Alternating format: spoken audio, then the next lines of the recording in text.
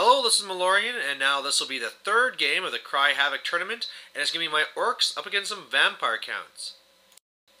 Alright, so for this game here is a guy I'd never met before, but he had a very interesting looking Vampire Count list, and of course I was a little bit worried because my last practice games against Vampire Counts has seen purple suns and things going through my trolls, and it seems this is going to follow the same pace because he has a Master Necromancer, normal Necromancer, and then he has a level 2, and that level 2 vampire got Pit of Shades. So, I can already see where this is probably going to go, but anyway, what the mission is here is basically there's going to be an Ambassador and an Assassin, and you roll off to see who gets what.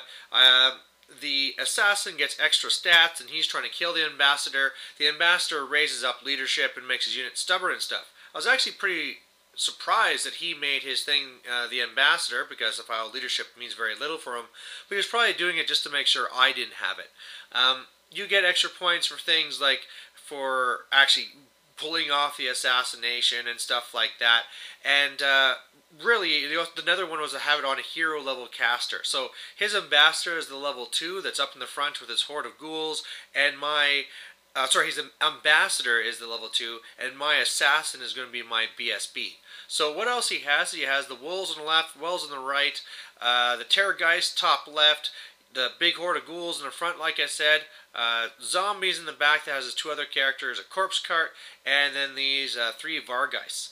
Now, I'm pretty sure these Vargeists are going to go in for an assassination, so I have my Night Goblins in the middle, kind of like how I thought I should have done before, and what they'll be able to do is if these wolves come in to redirect me, hopefully the Fanatics will kill them, and if the Vargeists go for an assassination, well again, hopefully that will just kill those off. I'm sure the Terrorgeist, I'm just going to have to deal with it, unless it somehow gives me a charge, I won't be able to catch it. He also has a Vargulf on the right side of the woods there, and I mean, if he wants to come and fight my savages, I'm sure my amount of attacks will beat it. But I just need to get in there, hope I can stop Pit of Shades, and start killing some guys. So I get first turn, my wolves on the left have failed Animosity, everything else is rushing up as fast as it can, and in the magic phase, I think I go for Foot of Gork, and he dispels it. His turn 1, he has his Vargeists go into my savages, it releases the Fanatics, one goes through, they land on the other one, leaving only one to fight me. It's not able to do any wounds, and then combat res alone would have made it crumble. What I did is I actually combat reform to twist around, and it's not because I want to see the Vargulf, it's because it just makes me that much closer to pull off a charge.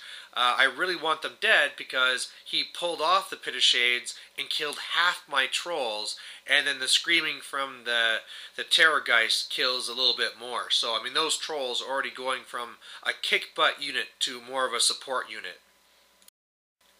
My turn 2 then, I try for the charge and I fail. I believe the Fanatic just went into the woods or something and died. So what I had to do is, in the magic phase, I got off Hand of Gork and just put my savages right in front of him. Because I know that once my savages start fighting those ghouls, they're just going to disappear. The trolls just do their best to move around. Remember, at this point, the savages weren't there yet. Now I'm wishing I would have just reformed them a little bit. But otherwise, the Night Goblins are just facing the side to guard against the Terrorgeist. His turn 2, he then sends his ghouls into my savages, and he gets buffed up with a few things, like getting some rerolls and stuff, but you can see that they just took a beating. Yeah, there's hardly any of those ghouls left. I mean, that's just looking fantastic. The Terrorgeist came to my left, did some screaming at my trolls.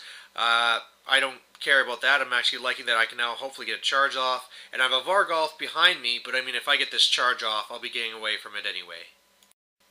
My turn 3, and this is where I start getting into a little bit of trouble. My Night Goblins declare a charge, and they fail. So now they're in a very bad spot. The trolls just reform, just so that they can be in a better fighting position. And in combat, I have no problem with my level 4 fighting his vampire, because I'm weapon skill 10. So I mean, he has a hard time hitting me, a hard time wounding me, and then I have my 5+ ward. Well, this turn here, he does 3 wounds to me, so he almost kills me. Luckily, I made 1 ward save, but even though it looks like his whole ghoul unit here is about to pop, my level 4 is about to die too, and yeah, things are looking pretty bad. His turn 3 then, and from what happened in this turn, I was sure I was going to lose. He charges in the corpse cart to get some extra impact hits and things on my savages, and his vampire, his master necromancer, sorry, leaves the zombie unit, and in the magic phase, he gets a ton of those ghouls back.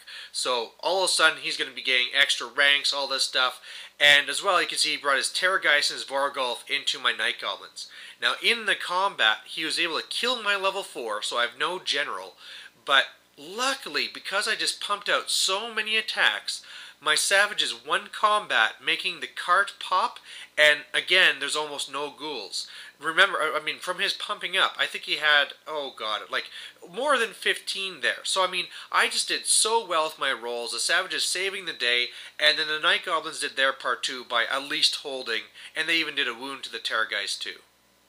My turn 4 then, I get my trolls at, I mean, again, some more luck. They passed their stupidity. I mean, they got a reroll, but anyway, that allowed them going to the flank of the zombies. And you saw how big that zombie unit was before. I just devastated them. So that's now looking really good. In the other combat, I believe it's just his level 2 left. All the ghouls have crumbled. And down at the bottom, I did a few more wounds, and I held again. So despite things looking pretty bad, I might be able to turn this around. And then with his turn 4, man, I think his magic phase was botched. I think he was about to start casting, and I think he failed his first casting or something, so that didn't help. In the top there, I was able to destroy all the zombies, and with the crumbling, it also destroyed the Necromancer 2. The level 2 is dead, so now I have my trolls and my savages just facing his general there, so he's basically ready to die. In the bottom, even though I netted myself, he completely whiffed his attacks, so I won. I'm sorry, no. I netted the Vargolf, but I failed my fear test, but he got hardly any stomps, hardly any hits, and in the end, he lost combat by a couple. I get some more wounds on the Terrorgeist, killing the Terrorgeist, and now it's just the Vargolf. I tried passing my test to turn around and see him, but yeah, things are all of a sudden like this have turned around. And turn 5, for Orcs, it turns around again. So, like I said, between the Savages and the Trolls, it was going to be an easy kill on the General there. However, Trolls fail Stupidity and stumble up 6, moving to such a position that there's no way the Savages can make a charge. So, I mean, after this is done, I know it's a lost hope. I mean, that Necromancer can just run away, so the Savages look down to at least maybe get a charge or something on those direwolves down there. And in the other combat, I net myself, which was unfortunate, and then he now rolled well this turn, beat me, and I broke. So that means my BSB automatically dies. At least I got away, but I mean, here's a swing of points again, where, I mean, I thought I was going to just clean him up, and now it's up in the air again. His turn 5, pretty much his Necromancer just moves out of the way. The direwolves try and move away, but I don't think they're much farther than they were before. The Vargolf charged my Night Goblins, I got away. And I don't know if he really did anything in the magic phase. I think he skipped it to just not risk a miscast, and that was pretty much it.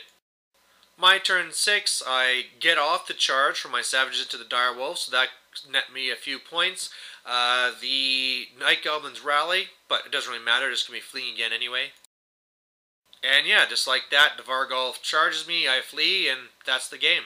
So when we added this one up, I thought I was going to be not doing too well, but he lost so much, where I also still had so many points still on the board. Even though my characters were dead, I still had all my main blocks. And so actually, I was just off of a solid win. So it turned out to be a minor win. I think if I had like 50 more points, I would have got a solid win.